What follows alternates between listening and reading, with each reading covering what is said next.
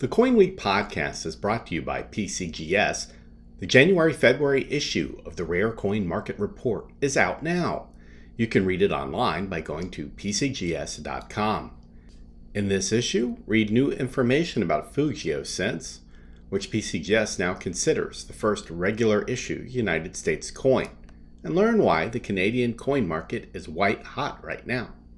This week on the CoinWeek Podcast, Mike Markowitz sits down to discuss his favorite area of ancient coin collecting, Byzantine coins. The Byzantine Empire stood for more than 1,000 years before it fell on May 29, 1453, when Constantinople fell to the Ottoman Empire.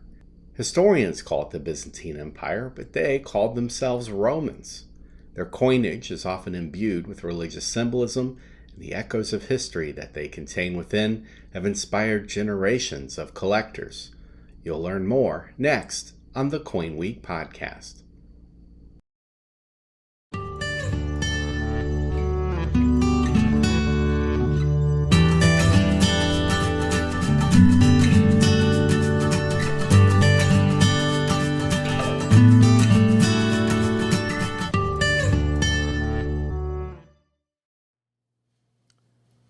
This is Mike Markowitz for CoinWeek, taking you back to Constantinople.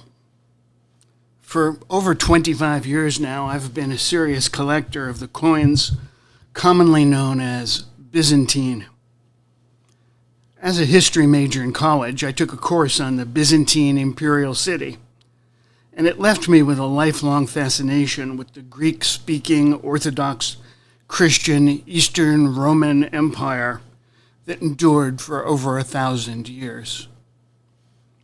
That word Byzantine is problematic because the people who lived there didn't call themselves Byzantine. That was an invention of 17th century Western European scholars who held that Eastern Roman Empire and its people in low regard. When you look up the word Byzantine with a small b in the dictionary, you get definitions like intricately involved with a great deal of administrative detail, characterized by complexity, deviousness, or intrigue. The people who lived in the Eastern Roman Empire called themselves Romaoi, Romans. The title of their emperor was Basileus Romaeon, Emperor of the Romans, although Westerners at the time often regarded him as just the king of the Greeks. The term Byzantine comes from Byzantion, the ancient Greek name of the city that today is Istanbul, Turkey. For over 1,000 years, it was Constantinopolis, the capital of the Roman Empire. At its peak, before the Great Plague in the year 541, its population probably exceeded 500,000. The population of the whole empire might have been as many as 26 million. For much of its long history, the empire was rich. It maintained a vigorous international trade with a cash economy based on the gold standard. Byzantine coins have been found from Britain all the way to China. For the sake of convenience, we can divide the long span of Byzantine coinage, some 962 years, into 4 eras based on the main circulating denomination of each period. These were the era of the solidus, 491 to 963, 472 years.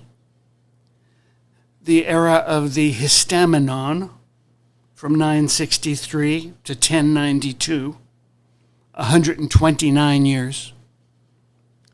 The era of the hyperpyron, from 1092 to 1354, that's 262 years. And finally, the era of the stavraton, from 1354 to 1453, just 99 years. Let's begin talking about the solidus. There is a marvelous story in the writings of Cosmas Intikoploustis, a 6th century Byzantine merchant who later became a monk. Two merchants, a Byzantine and a Persian, were visiting the king of Taproban, an important source of cinnamon and other spices, which is now the island nation of Sri Lanka, off the southern tip of India. The king was curious about these exotic strangers, and he asked, "Which of your kings is the greatest and most powerful?" The Persian spoke up, saying, "Ours is the most powerful, the greatest, and the richest. He is the king of kings, and whatever he wishes, he does." The Byzantine merchant simply replied, "If you wish to learn the truth, you have both kings present here. Examine each, and you will see which is the more magnificent and the more powerful." In surprise, the king said, "How can I have both kings present here?" The Byzantine replied, "You have the coins of both, the gold solidus of one and the silver dirham of the other. Examine the image of each, and you will see the truth." The king approved, and he ordered the coins to be brought to him. Now the solidus was of purest gold, brilliant and beautiful. The Persian silver coin, suffice it to say, was nothing special. Now the silver dirham or drachm of the Sasanian Persian Empire was a broad, flat coin of about 4.3 grams, bearing the elaborately crowned profile portrait of the king on the obverse and two attendants on either side of a fire altar on the reverse. A nice collectible example of a 6th or 7th century Sasanian dirham, which was probably a week's pay for a foot soldier, can usually be purchased for under $100 today. The Byzantine solidus bore the crowned facing portrait of the emperor, and on the reverse the standing figure of a winged angel holding a globe topped by a cross. In the year 578, the angel was replaced by a simple cross on 3 steps, a design which became the regular symbol of this denomination for centuries to come. Today, you might expect to pay $350 to $500 for a common Byzantine solidus, which represented the cost of a good woolen cloak in the 6th century. For 3 or 4 solidi, you could purchase a good donkey. In the medieval West, the Byzantine gold solidus was called a bezant. If you're familiar with heraldry, the elaborate terminology developed in the Middle Ages to describe coats of arms, the term bezant is used for a gold disc placed on a shield. Our English word soldier is ultimately derived from the word solidus, since the army usually insisted on being paid in gold. Keeping the army happy was an emperor's most important job if he wanted to keep his head firmly attached to his shoulders. A recruit received 1 solidus a month, and officers got many multiples of that depending on their rank. The solidus first was issued by the Emperor Constantine the Great about the year 309. It was nearly 24-karat gold, pure as they could make it, and it was struck at a standard of 72 pieces to the 12-ounce Roman pound. That was the way the Romans thought about the weight of coins. How many pieces could you make from a pound of metal? The solidus replaced a heavier coin, the aureus, which was originally struck at 50 to the pound, later declining to 60. So the solidus weighs about 4.5 grams, and the mint controlled this weight with remarkable precision, plus or minus a few hundredths of a gram. For comparison, an American nickel weighs exactly 5 grams, and a British 10 pence coin is 6.5 grams. To express large sums of money, Byzantine writers often used pounds of gold or hundreds of pounds of gold for really large sums, rather than counting up enormous numbers of coins. 2 fractions of the solidus were issued in small quantities. The semisis, valued at 1/2 solidus, and the more common tremisis, valued at 1/3. These charming little coins are my favorites, and although they can be hard to find in high grades, I've managed to collect quite a few. By the 5th century, silver coins had nearly disappeared from circulation in the Roman Empire. A limited quantity of silver pieces called millericion were issued at 72 pieces to the pound, and some very rare small ceremonial silver coins were struck to throw to the crowd on festive occasions. These are so rare, many collectors have never even seen one. Around the year 615, the Emperor Heraclius, in desperate need of cash to finance his war against Persia, created an emergency silver coin called the hexagram. It was struck at 48 to the pound. Large quantities of silver altar vessels and ornaments were contributed by or confiscated from the church, hammered out into sheets, cut into irregular blanks, and struck up as coinage.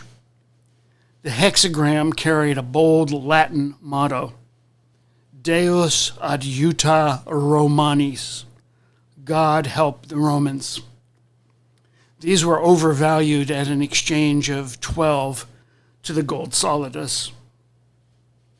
A dramatic change in the appearance of the gold coinage came in the year 692, when the Emperor Justinian II placed the face of Jesus on the obverse of his gold coins and relegated his own standing figure to the reverse, the less honorable side, with the modest Latin inscription, Lord Justinian, servant of Christ. Now, this was an act of defiant political propaganda directed at the Muslim Caliphate, which had begun to put Islamic religious inscriptions on its gold coins, such as, "There is no God but Allah, and Muhammad is his messenger." A bitter conflict over the veneration of religious images troubled the empire during the following 2 centuries. To be precise, 726 to 843. A series of so-called iconoclast emperors accepted the argument that images of Christ, the Virgin, saints, and angels violated the commandment prohibiting graven images, the commandment against idolatry. For them, the only acceptable Christian symbol on the coinage was the cross itself. Now, iconoclasm was unpopular with the people, and especially with the powerful monasteries.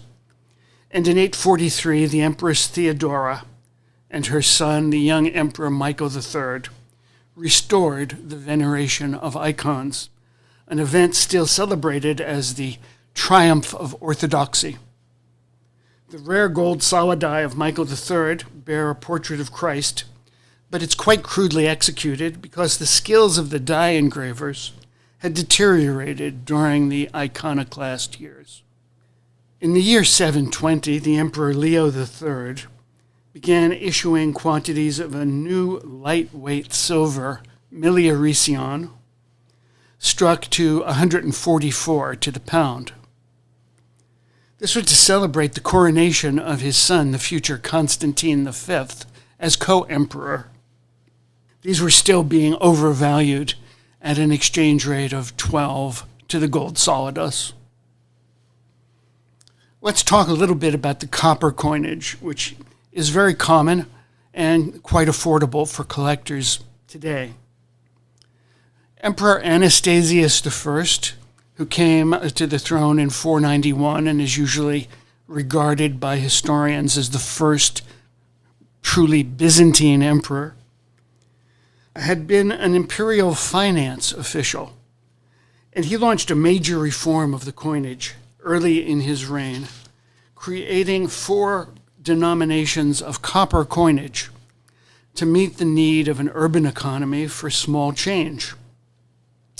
These were valued at 40, 20, 10, and 5 units, or nummi, from the word nummus, meaning a small coin. In theory, 1 gold solidus exchanged for 7,200 nummi. In practice, money changers would usually charge a 3% commission. The 40 nummi piece was called a follis. It bare the emperor's name and portrait on the obverse, and on the reverse was a large M, the Greek numeral for 40, usually with the name of the mint city and the date in Roman numerals based on the year of the emperor's reign. The half follis was marked with a K for 20, the 10 nummi coin, or decanummion, with a capital I, and the little 5 nummi coin, or pentanummion, with an E, epsilon, for 5. Over time, the small denominations disappeared, and the weight of the follis shrank from a substantial 24 grams under Justinian I down to as little as 3 grams by the troubled reign of the Empress Irene, who was deposed in the year 802. We turn now to the era of the histamenon, from 963 to 1092.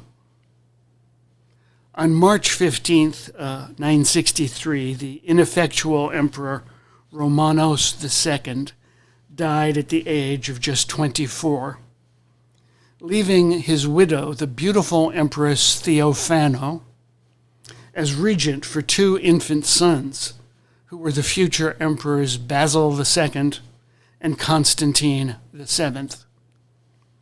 Theophano soon married a powerful aristocratic military commander, Nikephoros Phocas, who was duly crowned as emperor. Nikephoros introduced a new gold coin, the tetarteron, which was lighter than the old solidus by 1/12.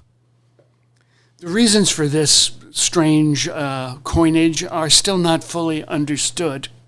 One theory is that this new lightweight tetarteron matched the weight standard of the current Islamic gold coin, the dinar, that circulated in territory that Nikephoros had just reconquered from the Muslim Caliphate.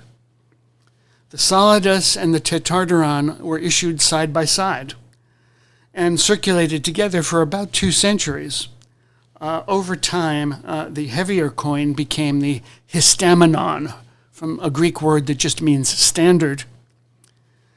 Over time, the histamenon becomes broad and thin, and it gradually takes on a cup-shaped form, while the tetarteron remained thick and flat. And they're quite rare today for most of the emperors that issued them. The Emperor Michael IV, who ruled from 1034 to 1041, did something few previous emperors had dared to attempt. He debased the gold coinage. Michael, who was called Michael the Paphlagonian, came from a humble peasant family. His brother John was a palace eunuch, and he rose to a powerful position in the imperial court. Michael IV had worked as a money changer and possibly a counterfeiter, and he became chamberlain to the Empress Zoe, and soon became her lover, and eventually the emperor, after arranging the murder of her husband, the Emperor Romanos III. That was how the Game of Thrones was played in Constantinople. Michael's gold coins fell over time from 23.5 carats, that's 97.9% gold, down to about 19.5, 81%. A pattern that we often see in history is that once the process of currency debasement starts, it's very hard to reverse. By the 1050s, the gold had dropped to just 18 carats. And by the 1070s, the coins were down to as low as 8 carats, about 1/3 gold and 2/3 silver. Modern circulating gold coins are usually alloyed with 10% copper because that hardens the metal and makes it more resistant to circulation wear. But ancient gold coins were alloyed with increasing amounts of silver, and sometimes they would throw in copper and even lead to stretch the supply of metal. Anything with less than 50% gold is usually described in numismatics as electrum. We come now to the year 1092, and another major reform of the coinage, the era of the hyperpyron. In 1092, the Emperor Alexios I was forced to reform the currency because the gold histamenon was being struck from a grayish alloy of copper and silver without a trace of gold. To restore confidence in the coinage, Alexios created a new concave coin called the hyperpyron. It means highly refined. And it was struck at the old weight of nearly 4.5 grams, but in an alloy of 20.5 carats. That's 85% gold. A new denomination called the aspron trachy, valued at 1/3 of a hyperpyron, was struck in an alloy of 5 or 6% gold and the rest silver. And large amounts of small change were struck in alloy that had a trace of silver but was mostly copper. The coinage remained basically stable through the 12th century, although the standard of workmanship and design steadily declined. Around the year 1304, a relatively pure flat silver coin modeled on the Grasso of Venice, a coin that was becoming increasingly important in international trade in the Mediterranean world, was introduced at Constantinople, and it was called the basilicon, the king's coin. During this era, we begin to see changes in the title of the emperor on the coinage. Rather than basileos, meaning emperor, we see titles like despotes, despot, autokrator, autocrat, terms that don't have necessarily the same negative connotation in medieval Greek as they do in modern English. Finally, we reach the era of the stavraton. About the year 1367, Emperor John V issued a heavy silver coin replacing the gold hyperpyron, which was by then no longer struck. They couldn't come up with a supply of gold bullion. This dramatic shift in the coinage reflected the serious economic decline during the final centuries of the greatly reduced Byzantine Empire. The stavraton weighed about 8.5 grams. One side bore a crude facing bust of the emperor, surrounded in a ring by his titles and his name. The other side had a crude image of Christ. Coins of 1/2, 1/4, and even a little 1/8 stavraton were issued during the last century of the empire's existence. Until 1974, no coins of the very last emperor, Constantine XI, were known to exist. Since that time, about 100 in various denominations have turned up. They're badly struck, and they're hard to distinguish from the very similar coins of Constantine's elder brother, John VIII, who ruled from 1425 to 1448. During the final siege of the city by the Ottoman Turks in 1453, some 1/8 stavraton pieces were struck to pay the mercenaries who were defending the walls of the city and the workers who struggled every night to rebuild those walls, which were being demolished by bombardment from the Ottoman cannon.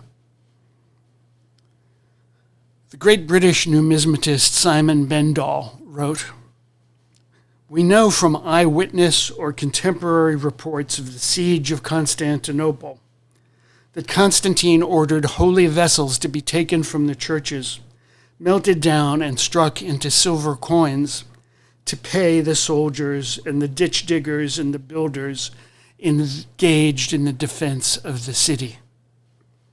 It's more than likely that these coins would have been the 1/8 stavraton. They were used for day-to-day petty transactions during the last days.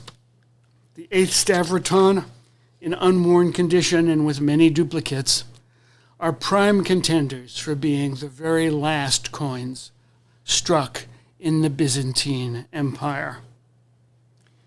In a 2019 auction, one of these historically important little coins sold for $22,000. Let's talk a little bit about the mechanics of collecting Byzantine coins. Historians can argue over who should be included or omitted on the list of rulers, but one source lists 74 individuals. The standard reference book, Byzantine Coins and Their Values, lists over 2,500 different types of Byzantine coins.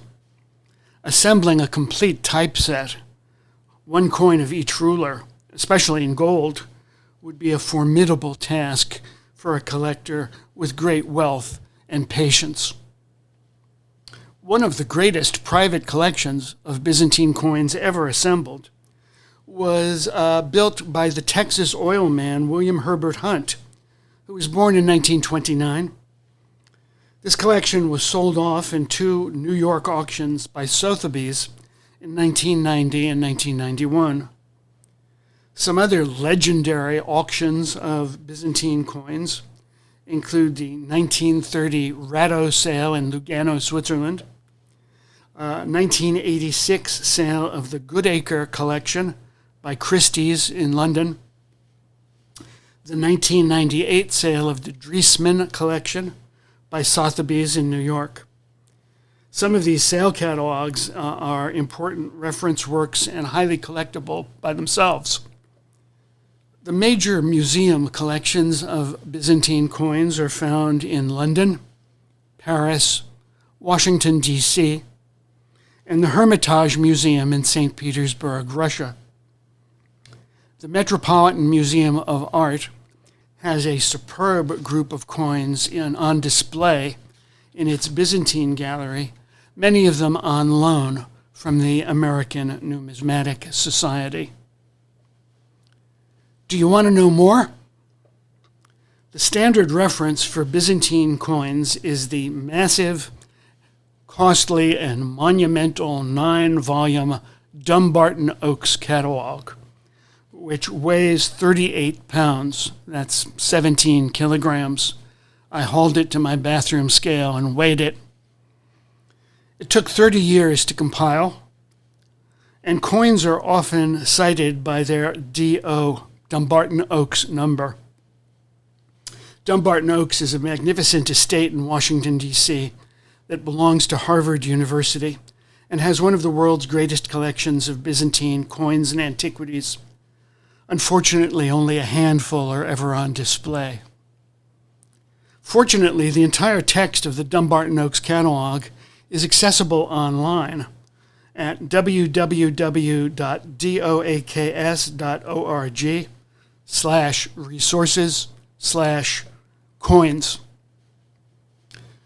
For most collectors, the essential handbook is still Byzantine Coins and Their Values by David Sear. The most recent edition, published in 1987, is somewhat outdated, especially for its prices. But in auction sale catalogs, coins are usually cited by their Sear number. For beginners, a very accessible and useful introduction to the subject is the 198-page book Ancient Coin Collecting, Volume 5, The Romaion Byzantine Culture by Wayne G. Sales, published in 1998.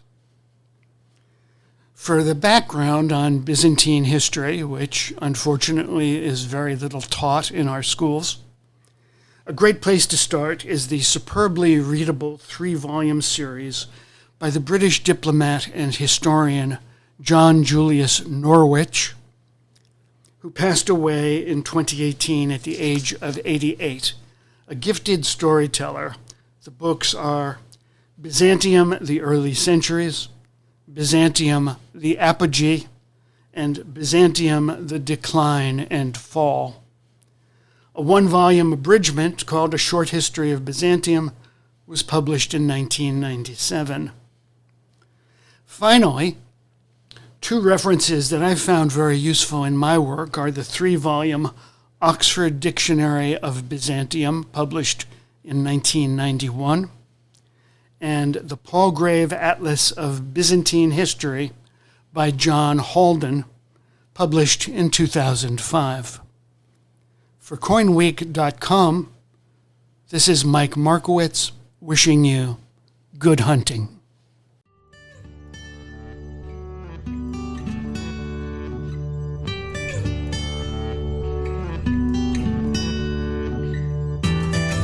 If you like this podcast, please share it with your friends. Remember, you can download every episode of the CoinWeek Podcast for free on the iTunes Store, stream it online on our YouTube channel, or on CoinWeek.com. For CoinWeek, I'm editor Charles Morgan. Until next time, happy collecting.